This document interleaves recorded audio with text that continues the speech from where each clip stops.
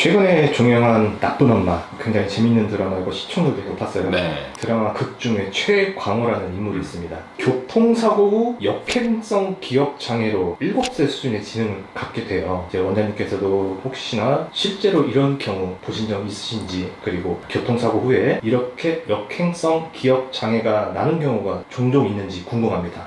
저는 이제 아무래도 이제 내과 의사다 보니까 사고 발생하는 장애나 이런 것들을 보게 된 경우는 사실 실제 없고, 심장내과 쪽을 레지던트 때 치프를 했어가지고 심근경색 후에 저산소증으로 인해서 뇌 손상이 일어나면서 기억 상실됐던 분들을 좀 볼 수 있었는데, 의사로서 그냥 기본적인 상식을 말씀을 드리자면, 기억이라는 거는 새로운 정보를 입력하는 과정, 저장하는 과정, 출력하는 과정을 이제 다 기억이라고 할 수 있는데, 입력이나 출력, 현재 발생 이후의 것은 다 가능한데 과거에 있었던 기억을 잃어버리는 걸 우리가 역행성 기억 장애라고 합니다. 거꾸로 예전 건 다 기억을 하는데 앞으로 기억이 입력이 안 되는 걸 순행성이라고 하죠. 대표적인 게 뭐 첫 키스만 100번째인가?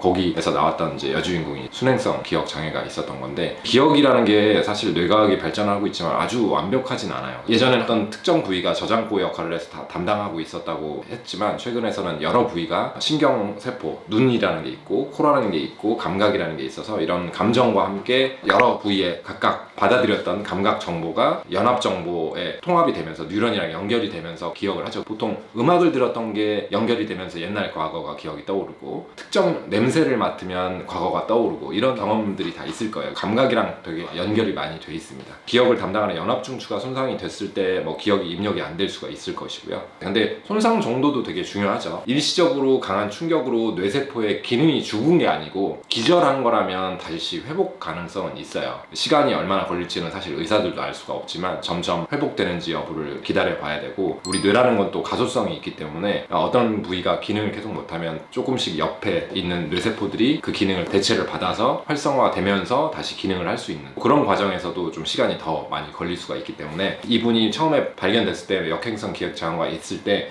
회복 여부는 처음부터 알 수는 없습니다. 기억을 담당하는 연합 영역 부분에 손상이 있었을 때 옛날에 기억했던 부분들을 다 잊고, 들어오는 입력 부위는 문제가 없으면 현재 학습을 하거나 이런 데는 문제가 없고, 이런 게 보통 역행성 기억 장애라고 알려져 있습니다. 그럼 궁금한 게, 네. 얼마만큼의 충격과 뇌 손상이 가야 이 역행성 기억 장애가 오는 뭐 정도가 있을까요? 뭐 정도라는 건 사실 정해진 게 없겠죠. 우리가 이런 걸 역치라고 하는데, 역치 이상의 뇌 손상이 당했을 때 발생을 할 수가 있겠고요. 그 정도가 되려면 내 체중 이상의 무게가 실려야지만 되겠죠. 그러면 뭐 뇌출혈이 생길 수도 있을 거고, 뇌세포가 손상되면서 그 부분이 완전히 죽을 수도 있는 거고, 죽지는 않고 가사 상태가 들어갈 수 있는 거고, 아니면 세포의 기능이 일시 정지되면서 기절했다가 나중에 회복될 수 있는 거고, 정도 차이가 되게 크기 때문에 정답이 딱 정해져 있지 않습니다. 처음에 그 부분이 일시적이든 영구적이든 손상을 당했을 때 발생을 할 수가 있고, 충격 정도는 뭐 당연히 우리가 예상할 수 있는, 인간이 달리면서 넘어지는 정도로는 당연히 될 수가 없을 거고, 몇 층 높이 이상에서 떨어지는, 내 체중이 실려서 중력이 어느 정도 가속도가 붙으면서 충격을 받았을 때 생길 수가 있겠죠.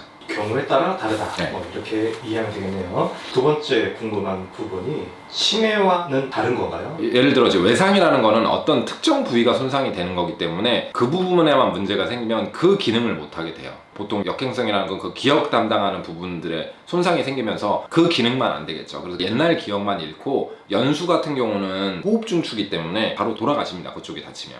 영화 보면 뒤에 이렇게 칼로 확 해서 뒤쪽 연수를 공격하면 바로 사망에 이르는 것처럼, 그런 부위가 손상이 되면 바로 사망을 할 거고, 아니면 기억만 담당하는 부분이 일부분만 손상이 됐다면 기억을 못 할 거고, 충격을 받아서 시신경 쪽이 다치면 눈을 못 볼 거고, 이 각각의 특정 담당 부위가 다치는 부분만 문제가 생기는 게 사고 후의 뇌 손상의 특징이고요. 근데 치매라는 건 어떤 거냐? 전체적으로 이제 아밀로이드 단백질 같은 것들이 노화 현상으로 인해서 쌓이면서 뇌세포를 공격하면서 뇌 부분이 전체적으로 손상을 받기 때문에, 근데 주로 이제 전두엽이 먼저 손상을 돼서 기억력 저하가 먼저 발생을 하는데, 보통 동반 증상이 인지 기능이 같이 떨어져요. 학습 능력이 좀 떨어지고, 뭐 보행이 좀 문제가 생긴다든지, 당연히 초기 치매 말고 진행되는 치매에서 얘기를 하는 겁니다. 그래서 특징도 역행성이라는 건 딱 발견했을 때보다 더 진행되는 경우가 별로는 없겠죠. 그냥 딱 그 정도 상황에서 기억을 잃고 옛날 기억이 안 나는 이런 상태에서 점점 더 진행하는 양상이 아니고, 그 정도로 유지가 되거나 나중에 점차 좋아지는 방향성이라면, 치매는 처음에 진단된 이후로 조금씩